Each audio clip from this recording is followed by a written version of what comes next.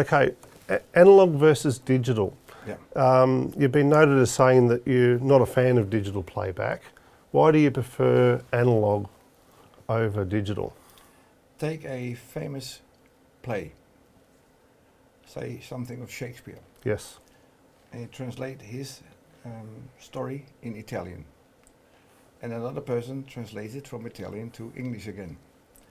It's the same story, but the emotional content is less. So conversion are killers for emotion. The power of a word. And that's why I think, for more than one reason, that analog is a better way how to register instead of digital. The fact that LPs are coming back again shows that also the human ear, having the choice between analog and digital, especially young people collecting LPs and record players, are more committed to analog instead of digital. The fact that we made the conversion to digital was mainly thanks to a lot of economical pressure. It was said to be better, it was said to be preciser, but in fact it wasn't. The ringing filters to reduce the upper bandwidth killed the emotional value of the recording. So the music was the same, but the feeling you got was different. And back again to analog, despite, for instance, warps and limited frequency range and distortions, still has enough emotional value to make someone more happy instead of digital.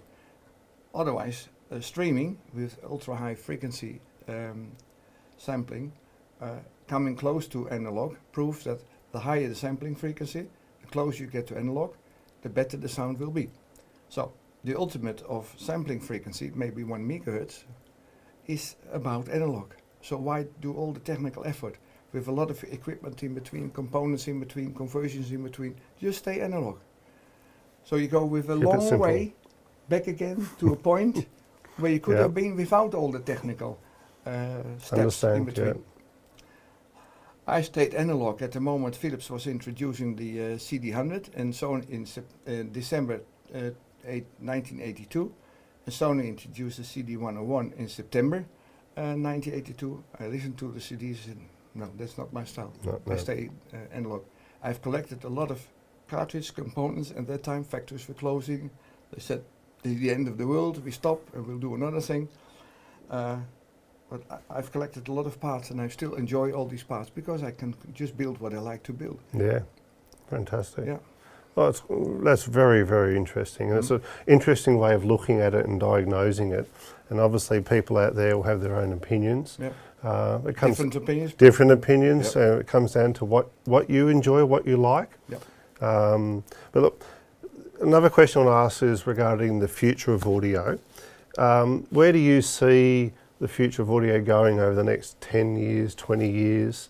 And do you see any important challenges ahead, for Van Den Hul themselves? Established companies used to build big loudspeakers, continue to build big loudspeakers because they think that's the end of the world. That's to prove that they are still there. I don't think it's the right solution because audio becomes more personalized. Headphone, in-earphone, carrying around equipment, mobile telephones with a mini jack of 3.5 millimeter. So music will become a personalized thing, like what happened with the introduction of the Walkman. Yes. At that time it was analog, now it's digital. I have nothing against digital registered music in an iPhone or whatever nice player you have in your pocket. Especially headphones create a much higher quality than a loudspeaker, because a loudspeaker in a room uses the acoustics in the room.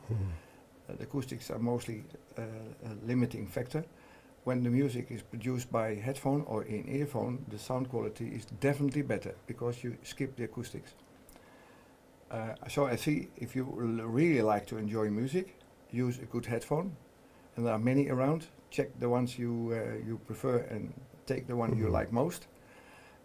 Or the in-earphones. We supply to several headphone companies a special cable made for them with 3D conductors. Yep.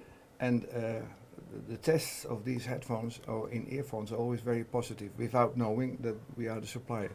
And I like to stay away as the supplier, so I leave the honor and respect for the manufacturer of the device. We are a minor part of it.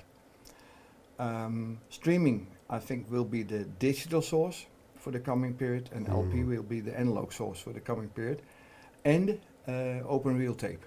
Yep. There's a big movement worldwide to reintroduce open reel tape. So I think both the LP and the open reel recorder will become the analog source at home beside the radio, but radio is stolen. FM is converted to DAB. Yes. I've both in my office, a very good FM receiver and a very good DAB plus or DAB plus receiver. No, the old-fashioned FM is Still definitely better than the DAB.